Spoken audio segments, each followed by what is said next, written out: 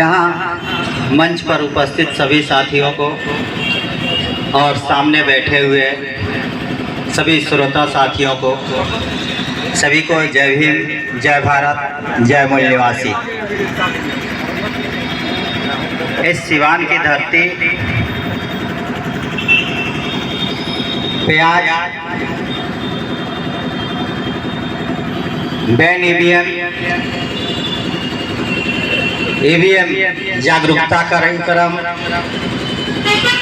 EVM हटाओ देश बचाओ, ईवीएम हटाओ लोकतंत्र बचाओ, ईवीएम हटाओ संविधान बचाओ, इस तरह के नारे के साथ इस कार्यक्रम का शुरुआत किया गया। साथियों, मैं ये बताना चाहता हूँ कि ईवीएम आज विवादित नहीं हुआ है। पहली बार जब इस ईवीएम से चुनाव हुआ था और रिजल्ट आया था, उसके बाद से ही ये ईवीएम विवादित है। लेकिन हम तक ये खबर आते आते बहुत देर हो चुकी। बता दिया जाए कि जो सरकार वर्तमान में चल रही है, बीजेपी की सरकार, सर्वप्रथम कांग्रेस पर इसी बीजेपी के नेता लाल कृष्ण आडवाणी ने ब्लेम लगाया था कि जो कांग्रेस की सरकार है ईवीएम के बदौलत बनी है। और इस बात को जनता के बीच परोसा भी गया, लेकिन बात दूर तक नहीं गई क्योंकि दोनों में तालमेल हो गया। कांग्रेस ने कहा कि अगर तुम जान ही गए हो कि हमारी सरकार ईवीएम से बनी है, तो ऐसा करो कि अपना मुंह बंद कर लो और तुम भी ईवीएम से सरकार बना लेना। और यह ईवीएम से सरकार बन रही है और निरंतर बनते रहेगी। तो जिन लोगों ने ईवीएम का विरोध किया था, वही लोग आज ईवीएम के माध्यम से सरकार बना करके हम पर शासन कर रहे हैं। हमें यहाँ इस मंच के माध्यम से यह बात बतानी है कि ईवीएम किस तरह से हमारे वोटों की चोरी करने का साधन है। वामसेव के राष्ट्रीय अध्यक्ष माननीय वामन विश्राम ने सबसे पहले ईवीएम का आंदोलन छेड़ा था और कुछ लोग उनसे द्वेष के करते उनका साथ सहयोग नहीं दिया। अगर शुरू में ही उनका साथ सहयोग लोगों ने दे दिया होता तो आज यह दिन देखने को नहीं आते। आज इतनी हिटलरशाही सरकार हमारे देश में नहीं होती। खैर, देरी सही दुरुस्त सही। इस साल ईवीएम का जो कार्यक्रम था, वामसेव के राष्ट्रीय अध्यक्ष वामन विश्राम ने जो कार्यक्रम रखा था भारत मुक्ति मोर्चा के द्वारा, वह 4 चरणों में रखा था। 5 जनवरी को डीएम को ज्ञापन देना था, वह कार्यक्रम भी आपके सिवान में सफल हुआ। उसके बाद 10 तारीख को कार्यक्रम था, उसके बाद 14 तारीख को कार्यक्रम था, उसके बाद 31 तारीख को दिल्ली में कार्यक्रम था। और आप सबों के सहयोग से और देश के बुद्धिजीवी वर्ग के लोगों के सहयोग से और ये ईवीएम हटाओ संयुक्त मोर्चा के सहयोग से दिल्ली में लाखों की संख्या में लोग गए, दिल्ली की गलियों को जाम किया और सरकार को संदेश दिया कि अगर ईवीएम नहीं हटा तो इससे भी बड़ा जन सैलाब लेकर के हम दिल्ली पहुंचने वाले हैं और ईवीएम को हटाने वाले हैं। तो ईवीएम हमारे लिए खतरा है, लोकतंत्र के लिए खतरा है, लेकिन हमें पता नहीं है। जैसे हमारे बीच एक बीमारी होती है कैंसर, लेकिन जब शुरुआती स्टेज में कैंसर की बीमारी होती है तो हमें पता नहीं चलता, और अंत स्टेप में जब कैंसर की बीमारी हमें पता चलती है तो उसका इलाज भी नहीं हो पाता। ईवीएम वही कैंसर है, फर्स्ट स्टेप में हमें पता नहीं चला और अंत स्टेप में ही आ चुकी है, तो इस बीमारी का इलाज इजाद करना होगा। और इसकी इजाद यही है कि आप सबका साथ सहयोग चाहिए। ये लड़ाई अंतिम नहीं है। आप ये ना देखें कि हम जिन कुर्सियों पर बैठे हुए हैं ये कुर्सियां खाली पड़ी हैं, ये आंदोलन नहीं चलेगा। नहीं, ये शुरुआत है। इससे भी ज्यादा कुर्सियां यहाँ लगेंगी और भरेंगी भी, और रोड पर भी लोग खड़े होकर के हमारा समर्थन करेंगे। इस आशा और विश्वास के साथ इस कार्यक्रम की शुरुआत की गई है। ईवीएम से कैसे हमारे वोटों की चोरी की जाती है, ये हम सब अवगत भी है और अवगत कराने का काम भी कर रहे हैं। जैसे ही हम ईवीएम मशीन से वोट देने का काम करते हैं, बूथ पर जाते हैं, तो बूथ पर जाने के समय पता नहीं थोड़ी सी हमारे अंदर हड़बड़ी होती है, हम होपलेस होते हैं, घबराए हुए होते हैं, जल्दी से बटन दाब करके हम वापस आना चाहते हैं, लेकिन पर्ची कट के गिरी उस पर हम ध्यान नहीं देते हैं।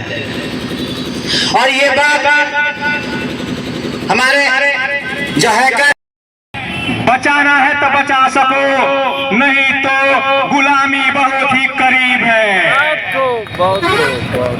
साथियों, ईवीएम का घोटाला कोई नई बात नहीं है। राष्ट्रीय स्तर पर 2004 में पहली बार ईवीएम का इस्तेमाल चुनाव आयोग ने करने का काम किया, और 2004 के बाद 2009 में भी ईवीएम से घोटाला हुआ और सरकारें बनी इस देश में। जब इस बात की पता लग गई कि 2004 और 2009 में ईवीएम से घोटाला करके सरकारें बनी भारत में, इस बात को पहली बार स्वामी सुब्रमण्यम स्वामी ने इस मामला को जांचा, परखा और सारी सबूतों को इकट्ठा करने का काम किया।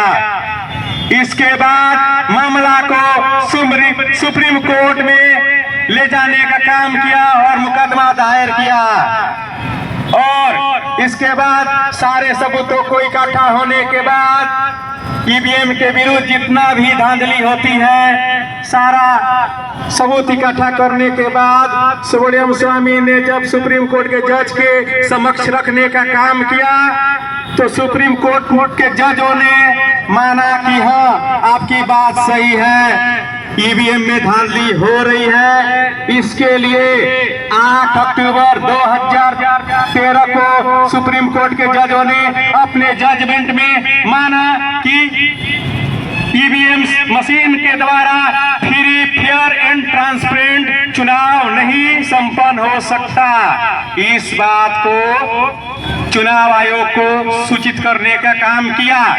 उसके बाद चुनाव आयोग को ये निर्देश दिया गया कि वीवीपैट लगाना आपको होगा ईवीएम के साथ साथ, ताकि जो भी मतदाता है अपना वोट डालेंगे तो देखने का काम करेंगे कि हम जिस उम्मीदवार को अपना वोट ट्रांसफर कर रहे हैं, वोट डाल रहे हैं, उसको गया कि नहीं, किसी और के खाते में जमा तो नहीं हो गया। साथियों, 8 अक्टूबर 2013 के जजमेंट आने के बावजूद भी वीवीपैट जो है 100% बूथों पे नहीं लगाने का काम किया चुनाव आयोग ने। 2014 का चुनाव संपन्न हो गया और फिर से सरकार बन गई, मोदी सरकार बन गई 2014 में। ईवीएम से वहां भी घोटाला हुआ। इस बात को फिर मामला उठाया गया कि भाई 100% वीवीपैट क्यों नहीं लगाई गई 2014 के चुनाव में? फिर चुनाव आयोग धांधली करने से क्यों नहीं रोकने का काम किया? इस बात को पता चला भारत मुक्ति मोर्चा के राष्ट्रीय अध्यक्ष वामन मेश्राम साहब ने सुप्रीम कोर्ट में मुकदमा दायर करने का काम किया। 24 अप्रैल 2017 को जजमेंट में सुप्रीम कोर्ट के जजों ने फैसला दिया कि 2019 के चुनावों में 100% वीवीपैट लगनी चाहिए। 100% वीवीपैट चुनाव में लगा, मगर जहां तक वामन मेश्राम साहब ये भी बात बोले थे कि ईवीएम से 100% वीवीपैट के पर्चियों जो निकलती है उसका मिलान होना बहुत ही महत्वपूर्ण है। लेकिन फिर अभिषेक सिंघवी ने, आरएसएस के लोगों ने अभिषेक सिंघवी को से मुकदमा दायर कराया और मुकदमा दायर कराने के बाद उससे कहा कि 100% वामन मेश्राम साहब वीवीपैट का मिलान करने के लिए बात कह दिए हैं। हम लोग ईवीएम से चोरी करके सरकार में आते हैं और सरकार में बने रहने के लिए ये जो 100% की गिनती अगर होना सुनिश्चित हो जाएगा तो हम सरकार से पुनः कुर्सी से हट जाएंगे। इसलिए अभिषेक सिंघवी के द्वारा कहवाया गया और मुकदमा दायर कराया गया वामन मेश्राम साहब के विरोध में कि 50% पर्चियों की गिनती ही किया जाएगा, 50% पर्चियों का मिलान किया जाएगा जो वीवीपैट से निकलती है। इसके बावजूद भी चुनाव आयोग ने अपनी मनमानी को करते हुए 50% वाला भी मिलान को रिजेक्ट कर दिया और मात्र 1% पर्चियों के मिलान के लिए अपना फैसला सुनाया। और अब तो बात यह है कि 1% भी पर्चियां मिलान नहीं होती है, तो हम संयुक्त मोर्चा के बैनर तले ये डिमांड करते हैं और ये मांग करते हैं कि अब छोड़ो ईवीएम और वीवीपैट का चक्कर, बैलेट पेपर से चुनाव कराओ, बैलेट पेपर से चुनाव कराओ। हमें न ईवीएम चाहिए न वीवीपैट चाहिए, हमें वापस बैलेट पेपर चाहिए। बहुत खूब। इसलिए संयुक्त मोर्चा जिला इकाई ईवीएम हटाओ, लोकतंत्र बचाओ, बैलेट पेपर से चुनाव कराओ का मांग मजबूती से रख रहा है। हम कहना चाहते हैं कि तुम्हें क्या दिक्कत है बैलेट पेपर से चुनाव नहीं कराने में?